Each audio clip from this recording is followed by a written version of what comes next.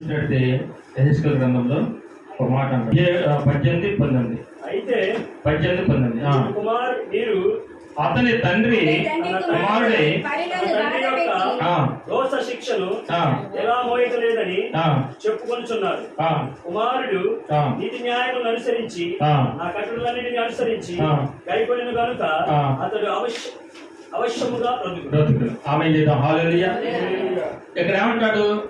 తండ్రుల యొక్క దోషము 3-4 తరాల బట్టికి వచ్చింది. అది అందరికి తెలిసిన విషయం, అవునా కదా? తండ్రుల యొక్క దోషము 3-4 తరాల బట్టికి వచ్చింది.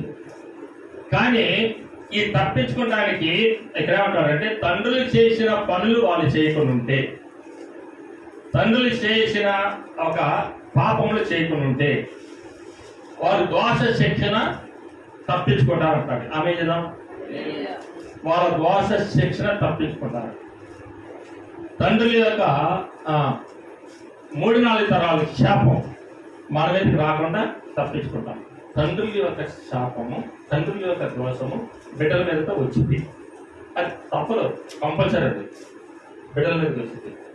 కానీ ఆ శాపము ఆ పాపము తొలగిపోవాలంటే కుమారుడు చేయకుండా ఉంటే, తండ్రులు చేసే పనులు చేయకుండా ఉంటే వీళ్ళు తప్పించబడతారు. అందుకని రోమిలు రాసిన పత్రికలో అంటాడు, ఇకను మీరు బలహీనై ఉండగా, అంటే వాళ్ళ సంగతి తీసేయి, నీ సంగతి నువ్వు చూసుకో. ఆమేన్. హల్లెలూయా. అవునా కదా? వాళ్ళ సంగతి తీసేయి, మన సంగతి మనం చూసుకుందాం. ఇకను మనం బలహీనమై ఉండగా దేవుడు యుక్త కాలమున మన కొరకు చనిపోయాడు. భక్తిహీనుల కొరకు చనిపోయాడు. భక్తిహీనుల కొరకు చనిపోయాడంట. భక్తిహీనుల కొరకు చనిపోయాను. నీతి మంత్రి కొరకు కాదు. 8వ వచనం ఏమంటాడు? అయితే దేవుడు మన యెడల తన ప్రేమను వెల్లడిపరుచుచున్నాడు.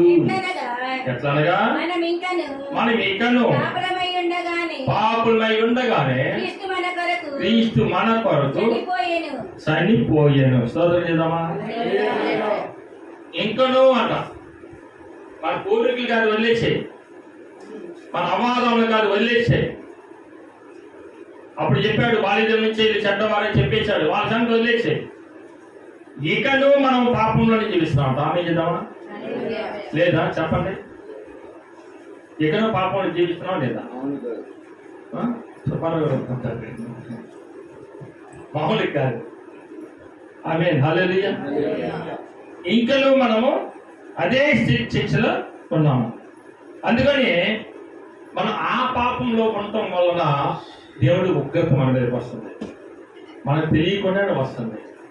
మనం అన్నింటిలో కూడా పాపంగా శాపంగా మారాము. కాబట్టి యుక్త కాలమున దేవుడు మన కొరకు చనిపోవాల్సి వచ్చింది. మనం ఎలా వింటున్నాము అనేది మనం అర్థం చేసుకోలేకపోతున్నాం. అందుకని ఇంకా చేయాలా? అవసరమా? తండ్రులు చేశారు, మన పూర్వీకులు చేశారు, మన చాలా మంది పెద్దవారు చేశారు. అదే జీవితం మనం అనుకుంటామా? మన భక్తులు మార్చుకోవద్దా? మన ఆలోచన మార్చుకోవద్దా? మన తలంపులు మార్చుకోవద్దా? మన క్రియలు మార్చుకోవద్దా? మన నడకలు మార్చుకోవద్దా? మన పడకలు మార్చుకోవద్దా? మార్చుకోవాలా లేదా? మార్చుకోకపోతే అక్కడే ఉంటాడు యెహెజ్కేలులో. లేకుంటే 3-4 తరాలంట, ఒక తరం కాదు, 3-4 తరాలు శాపం, తండ్రుల యొక్క దోషము మన బిడ్డల మీదకి వచ్చింది. అది తెలుసుకోలేకపోతున్నాం. మన బిడ్డలు ఎందుకు ఎలా ఉంటున్నారు అని మనం ఆలోచించలేకపోతున్నాం. మన కుమారులు ఎందుకుంటున్నారు అని ఆలోచించలేకపోతున్నాం. మనం అతీతి కాకుండా ఉండకూడదని దేవుడి యొక్క ఆలోచన. ఉద్దేశం ఏంటంటే, దేవుడి యొక్క సన్నిధిలో మనం ఉండాల్సిన రీతిలో మనం ఉంటే ఖచ్చితంగా వాటి నుంచి తప్పించబడతాం. చాలా మంది వంక అదే అపవాదం చేసిన పాపం మా మీదకి వచ్చింది, బిడ్డల మీదకి వచ్చింది, లోకానికి వచ్చింది, భూలోకానికి వచ్చింది, భూమి చేపించబడింది, అయ్యొచ్చినాయి అవన్నీ ఒకే, అవి ఎప్పుడో వచ్చేసి అయిపోయింది. కానీ మన మనసు మార్చి నూతన పరచబడితే కదా, అలా ఉండలేదు మనం.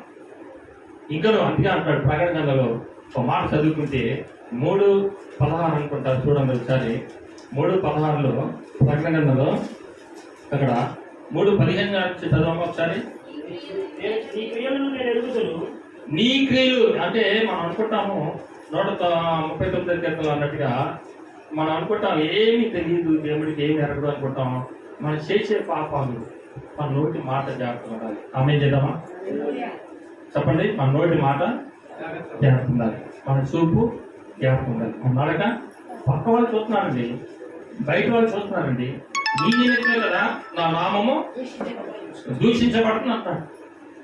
నీ నిమిత్తమే కదా నా నామం అవమానపరచబడుతుంది అంటున్నాడు. అక్కడ ఏమంటాడు? నీ క్రియలు నేను ఎరుగుదును, నీవు చల్లగానే ఉండు. రెండో ఎందుకు నీకు మనకి అటు కావాలి ఇటు కావాలా? పౌలు గారిని ఏమన్నాడు తెలుసా? నీ పాత స్వభావం మొత్తాన్ని ఇడిచిపెట్టావు కరెక్టే, కానీ పాత స్వభావానికి వచ్చే శిక్ష తప్పదన్నాడు. ఆమె చేద్దామా? వాటి శిక్ష కూడా నువ్వు అనుభవిస్తా అన్నాడు.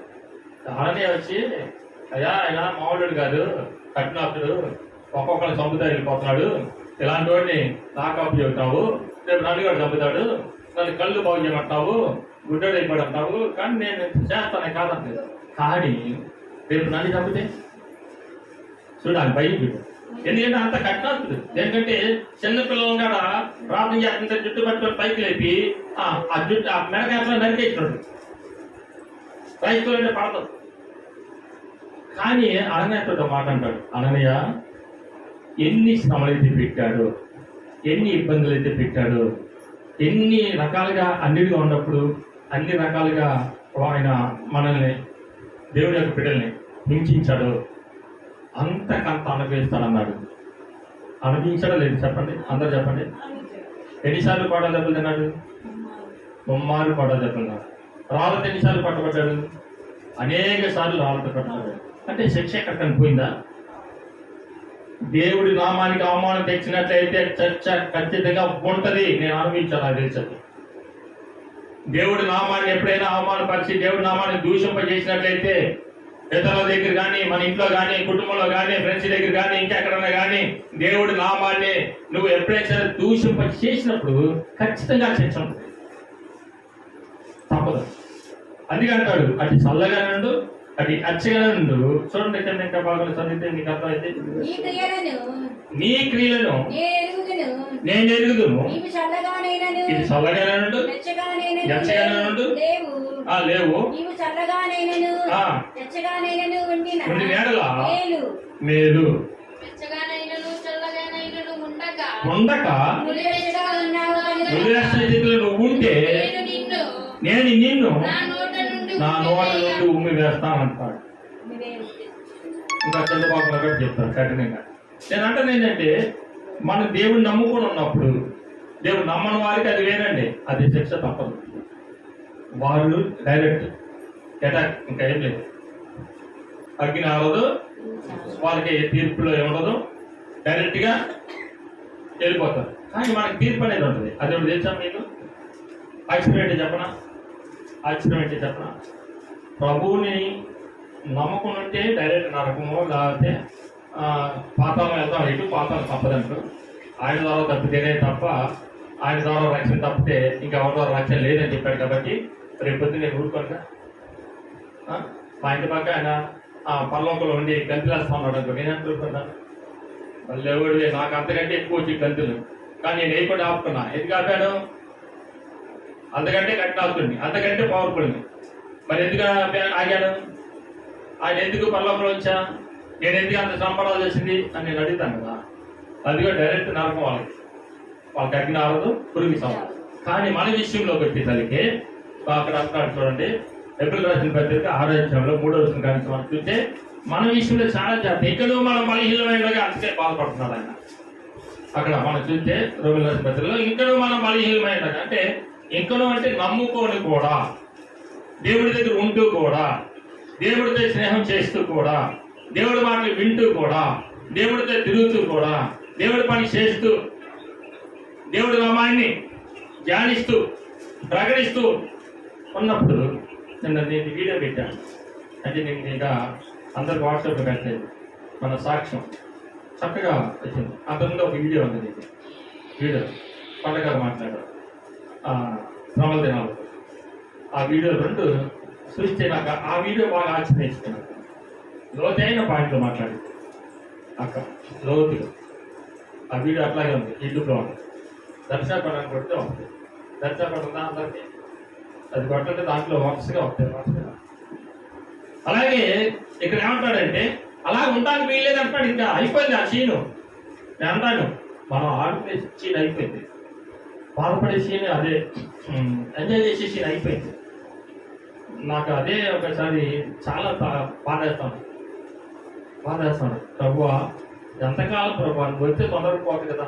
మా ఆలోచనలు మారుతూ ఉంటాయి, తలంపులు మారుతూ ఉంటాయి, వీళ్ళు మారుతూ ఉంటాయి, చూపు మారుతూ ఉంటాయి, అన్ని మారుతూ ఉంటాయి కదా. ఎంత జాగ్రత్త ఉన్నా కూడా ఏదో రకంగా పాపం అది మురికి అని తెల్లవారుతుంది పడ్డట్టుగా పడుతుంది. నువ్వు వచ్చే తొందరగా మాకు ఈ శ్రమ తప్పుతుంది కదా అనిపిస్తుంది. స్వార్థం కదా ఇది. అదే హల్లెలూయా. 6 గంటలు చదవం. 6 తప్పిపోయిన వారు తమ విషయములలో ఆ పైనుంచి చదువుకుంటే ఏముంటుందంటే పరలోక మర్మాలు వెరిగి ఉండి పరలోక ఋషి చూసి దేవదూతల యొక్క ప్రభావం వెరిగి ఉండి పరలోక సంబంధమైన వరములు రుచి చూసి పరిశుద్ధాత్మలో పాలువారయ్యి దేవుణ్ణి దివ్య వాక్యమును రాబోయే యుగ సంబంధమైన శక్తుల యొక్క ప్రభావమును అనుభవించిన తర్వాత తప్పిపోయిన వారి విషయంలో తమ విషయంలో దేవుని కుమారుని మరలా చెప్పండి. అందరూ చెప్పండి. ఏం చేస్తున్నామంట? సిలువేయటం ఏంటి? మరలా సిలువేయాలా మనం? దేవుని స్తోత్రం చేద్దాం. హల్లెలూయా. ఇప్పుడు కొండ అయిపోయింది అనుకోండి, రోజు చేసే పాపం లెక్కలకు రావనుకుంటున్నారా? ప్రతిదానికి చూడండి ఒకసారి, ప్రతిదానికి కీర్తన గ్రంథం 55 చూడండి, కీర్తన గ్రంథం 55 చూడండి. ఇట్టి పనులు నువ్వు చేసినను నేను మౌనినని అందుకు నేను కేవలము ఏంటంటే మళ్ళీ కూడా యేసుక్రీస్తు వారు చెప్పాలి. ఎంత పరిశుద్ధుడు ఆయన, ఎంత నీతిమంతుడండి, ఎలాంటి నిజాయితీ కలిగిన వాడు అంటే. అవునా కదా సుబ్బారావు గారు? తప్పేంటి, పరిశుద్ధుడు కదా. ఆయన అవమానపరచడం ఎంత గొప్ప అండి. చూస్తా ఉంటాడు అనుకుంటున్నారేమో, చూస్తా ఉండడు. అది నాకు బాగా తెలుసు. అలాగే నేనంటే ఏంటంటే అన్ని విషయాలు అంటే ఇక్కడ ఏం చెప్తున్నాము, మనం చేసేదాన్ని బట్టి శిక్ష ఎక్కడ పోదు. దేవుడు నామాన్ని అవమానపరచవద్దు. తెలుసుకున్న మనము కూడా అవమానపరిస్తే దేవుడు బాహాటంగా సిలువ వేసిన వారిగా ఉంటాం.